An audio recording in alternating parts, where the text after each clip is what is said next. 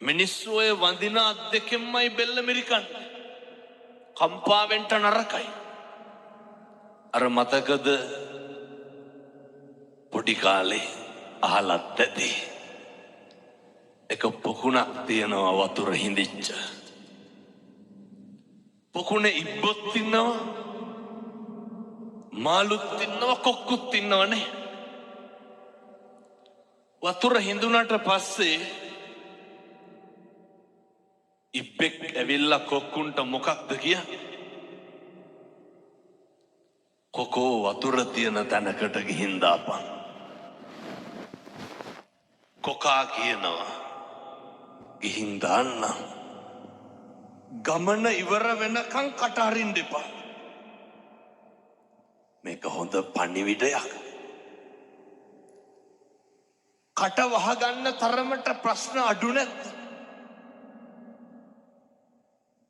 කවදා හරි හොඳ හාමුදුරු කෙනෙක් ගෙනල්ලා හොඳ බණක් අහන්න.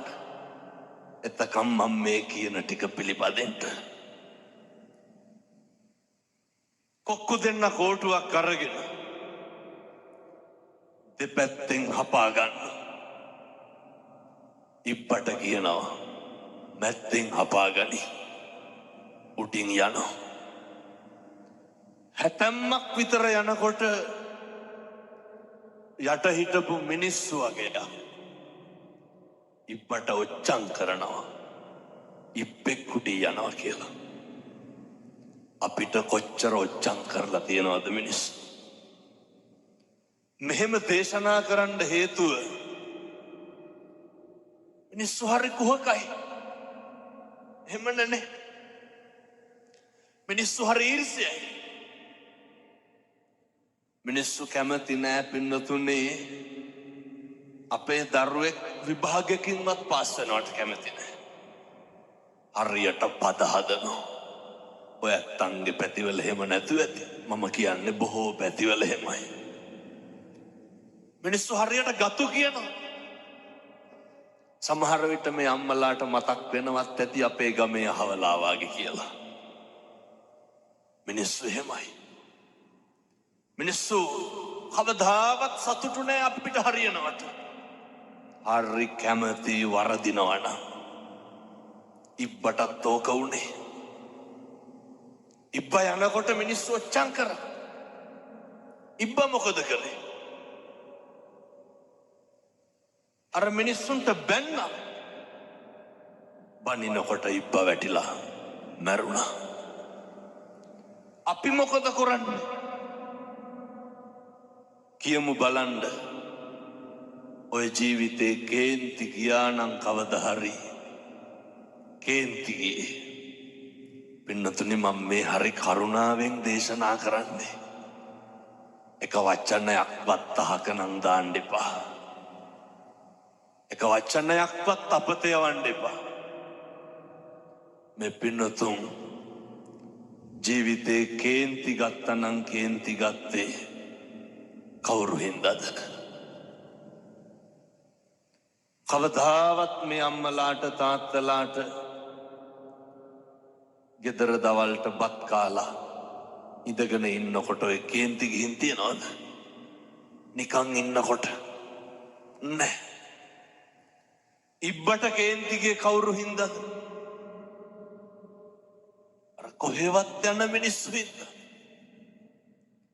අපිට කේන්ති කියන්නේ ඇයි? කොහෙවත් යන මිනිස්සු හින්දා.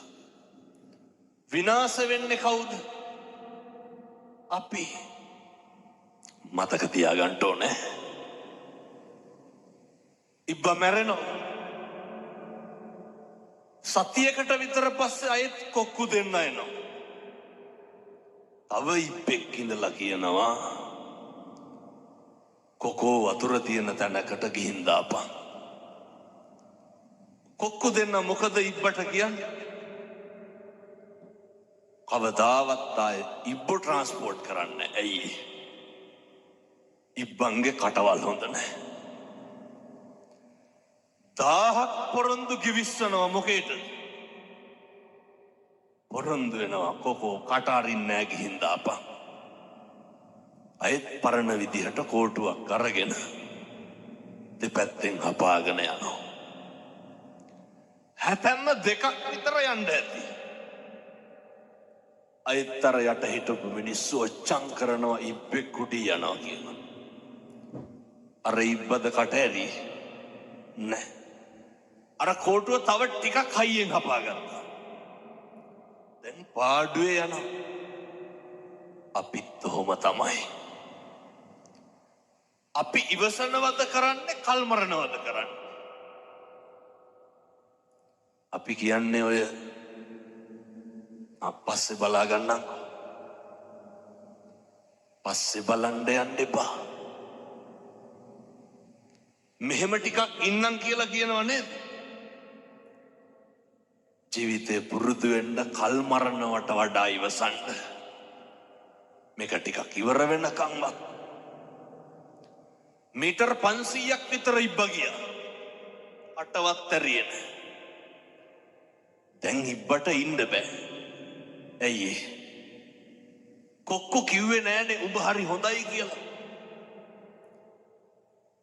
බැරිම තැන ඉබ්බ අහනවා කොක්කුන්ගෙන්. යාළුවනේ මං හොඳයි නේද කියලා. ඒ කොකාට මොකද ඉබ්බට මොකද වෙන්නේ? වැටිලා මැරෙනවා. පුරුදු වෙමු. ජීවිතේ මිනිස්සු ප්‍රශංසා කරන්න කටින්මයි නින්දා කරන්න. අපිට හොඳ නොකියපු කවුරුවත් බැනලා තියෙනවද? සැලෙන්න එපා. කම්පා වෙනවා කියන්නේ මොකක්ද? හෙල්ලෙනවා. චලනය වෙනවනේ. හෙල්ලෙන්න එපා. සේලෝ යතා ඒක ඝනෝ වාතේන සමීරති. එවං නින්දා ප්‍රශංසාසු න සමිච්ඡන්ති පණ්ඩිතා. පර්වතයක් වගේ ඉන්න. බණින එක කාගේ වැඩක්ද? ඒක අනුන්ගේ වැඩක් නේ. මොකටද අපි කුලප්පු වෙන්නේ?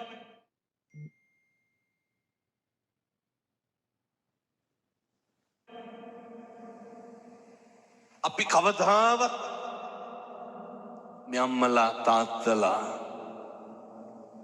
ඔය කටින් කුණු හරපයක් කිව්වනම් කිව්වේ අපිට දානුන්ටද? අපි අපිට කුණු හරපෙන් බැන ගන්නවද? කාටද කුණු හරපෙන් බණි? මේ පැත්තේ උදවිය නම් තම තමන්ට බැන ගන්නවත් දන්නේ මං කියන්නේ මේ. ඒ වණෙක් පැතිවල එහෙම නැහැ. හැබැයි පව් පිරෙන්නේ කාටද? අපිටනේ පව් පිරෙන්නේ. මොකටද දැන් අනුන්ට බැනලා අපි පව් පුරවගන්නේ? ඕක නවත්තන්න. බණින එක නවත්තන්න. කුණුහරුප්ප කියන එක නවත්තන්න. මොකද නින්දාවයි ප්‍රශංසාවයි ඔය දෙකම එකට තියෙන එකක්. මිනිස්සු සියදිවි නසා ගන්නේයි පුරුද්දක් නෑ අටලෝ දහමේ කම්පා නොවී ඉඳලා. ජීවිතේ දැන් ඉඳන් අදිස්ථාන කරගන්න. මේක මම කරන යෝජනාවක්. කවදාවත් මගේ අම්මේ තාත්තේ කිසිම කෙනෙක් ගැන ප්‍රතිරූපණම් ගොඩනගන්න එපා. ඇයි ප්‍රතිරූප කියන ඒවා කඩාගෙන වැටෙනවා.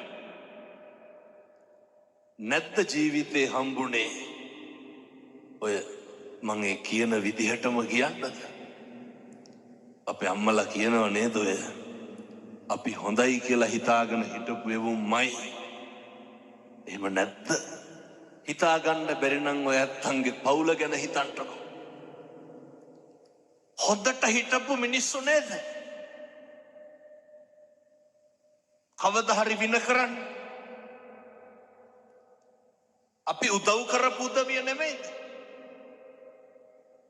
අපෙන් යපිච්ච පිරිස නෙමෙයිද? පුරුදු වෙන්න. මොකටද? හෙල්ලෙන්න එපා.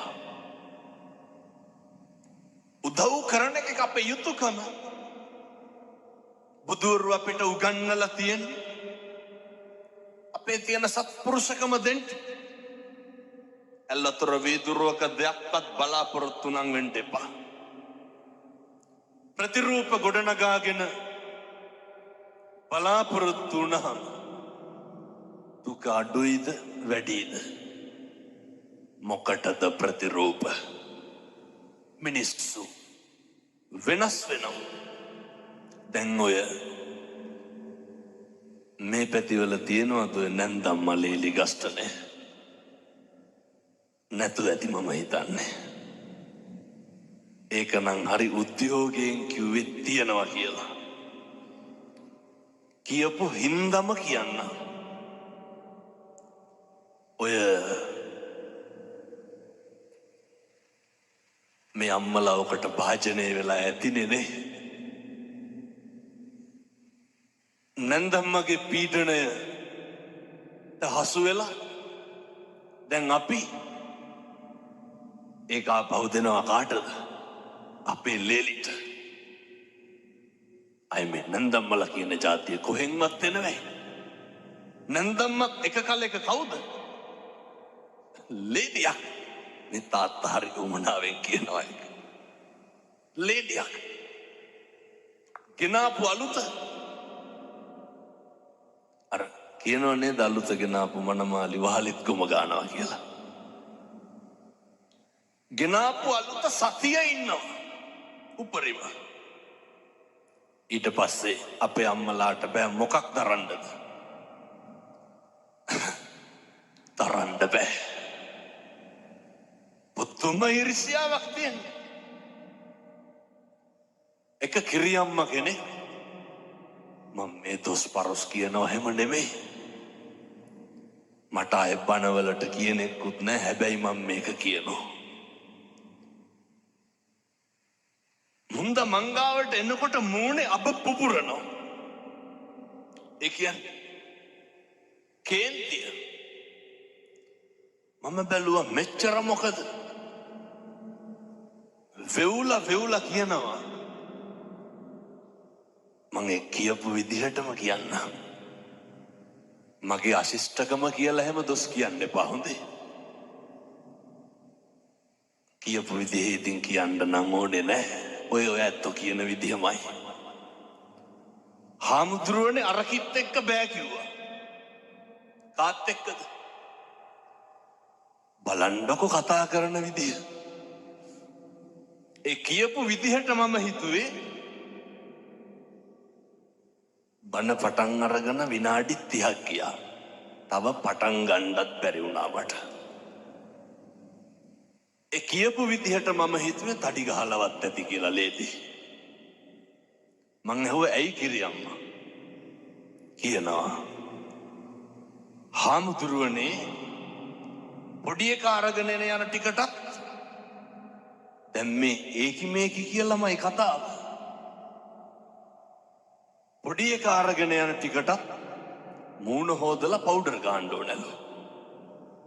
කාටද? මේ ලේලිට.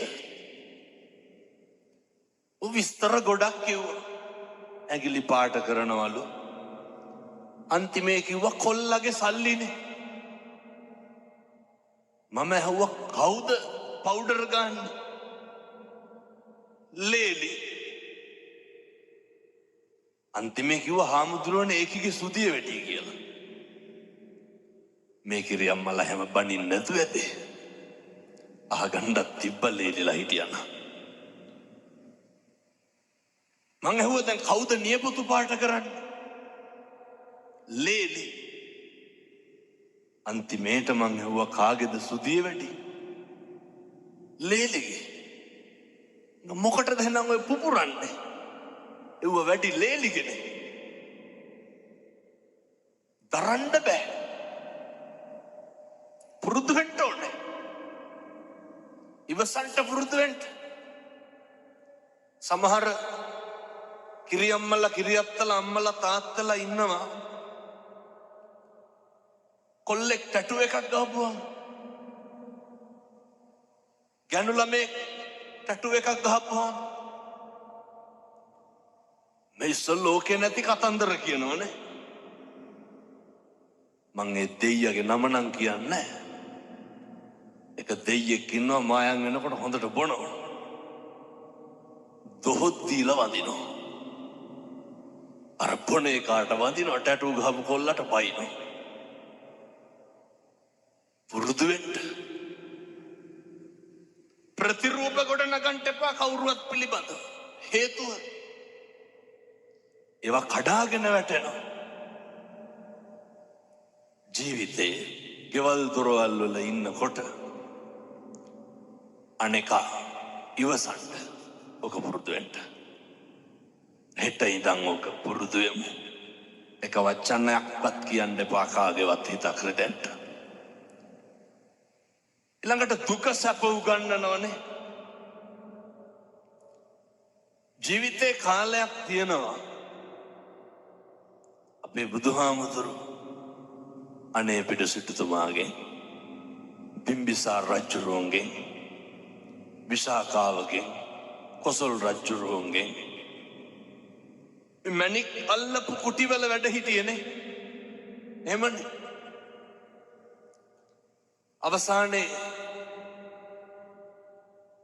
වේරංජාවේ වැස්වසුවට පස්සේ යවහල් වළඳන්න උනේ නැත්.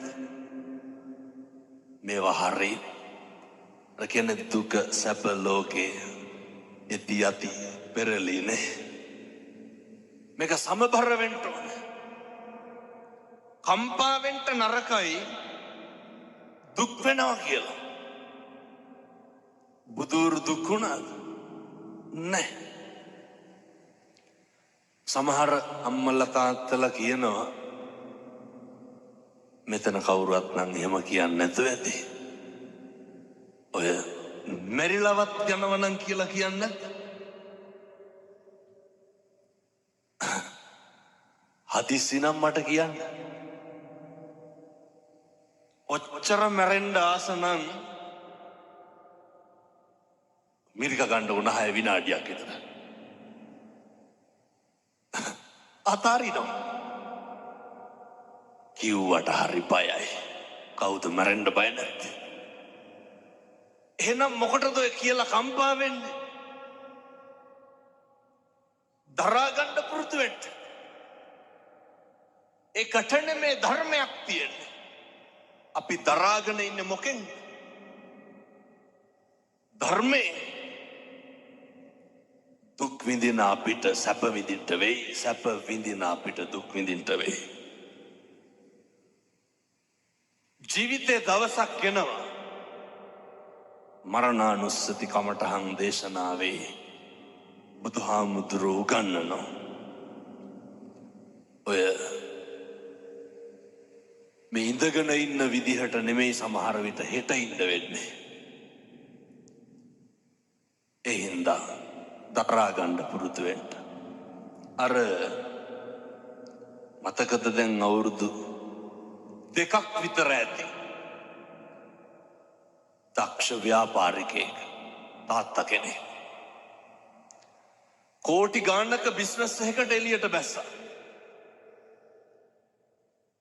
බහිනකොට ගෙදර හිටපු පොඩි එකා ගල් කැටයක් අරගෙන කාර් එකේ අතුල්ලනවා. තාත්තා ඩිකිය ඇරලා ඩිකියට දැම්මේ බ්‍රීෆ් කේස් එක.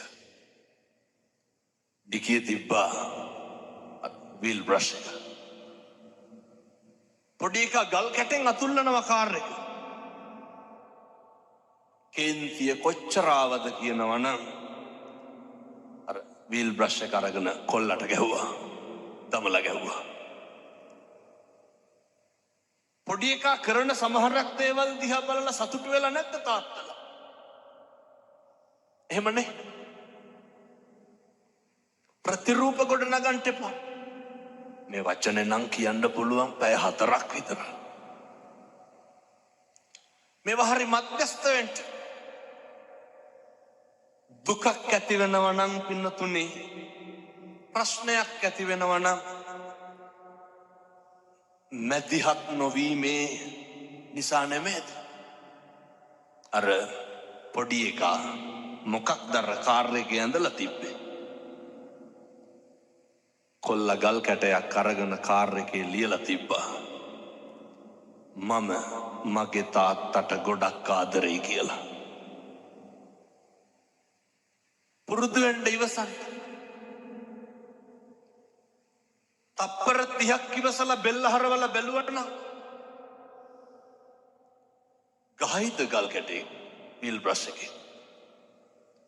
මම මගේ තාත්තට ආදරෙයි කියලා ලියලා තිබ්බේ. ජීවිතේ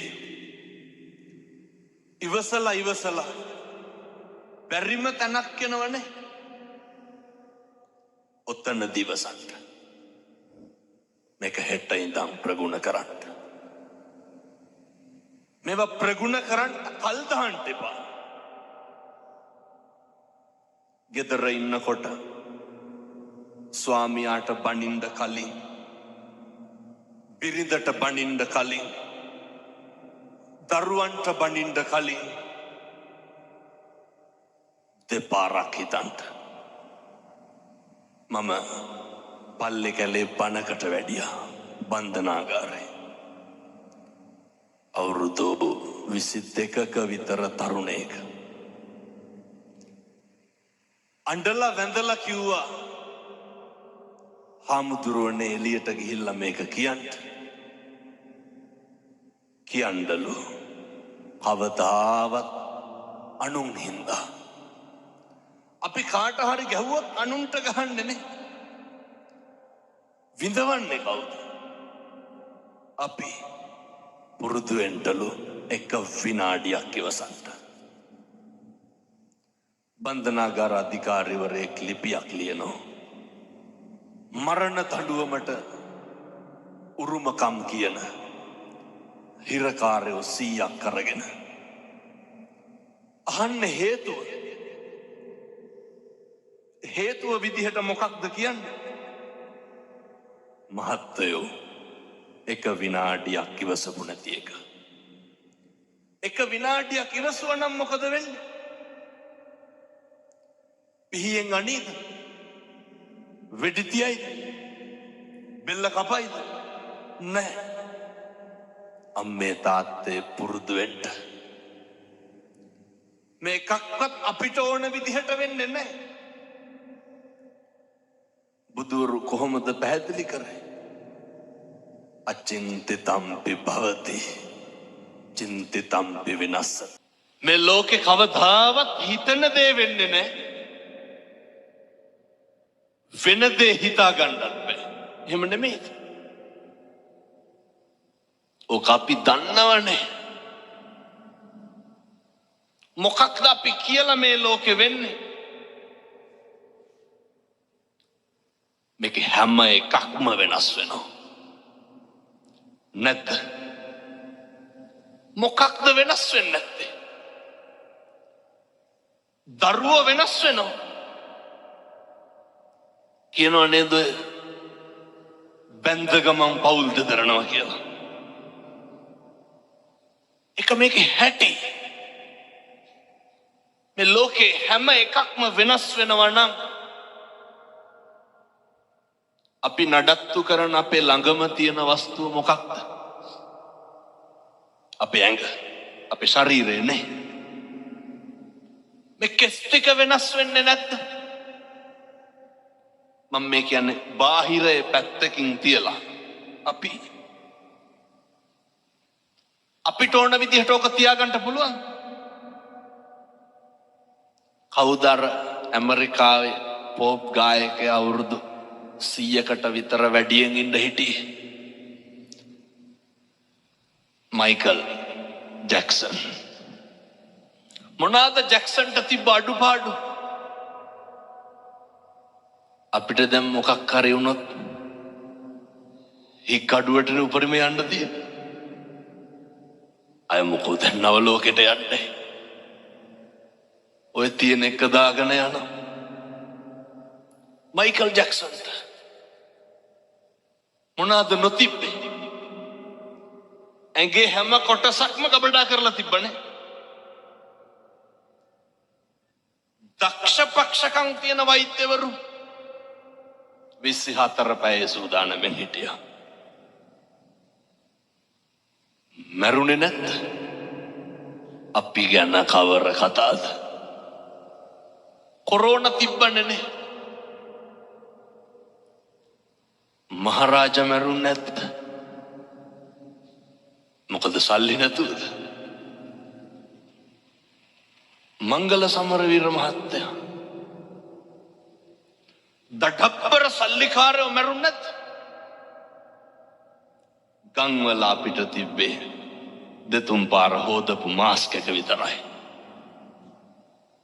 කම්මං දල්හං කින්ති කරෝමි. කර්මය දැඩි වුණාම හැම එකක්ම මේක වෙනස් වෙනවා. මතක තියාගන්න. තල්ල කඩි කාලා මිනිස්සු මැරෙනවා, නයි කාලා බේරෙනවා.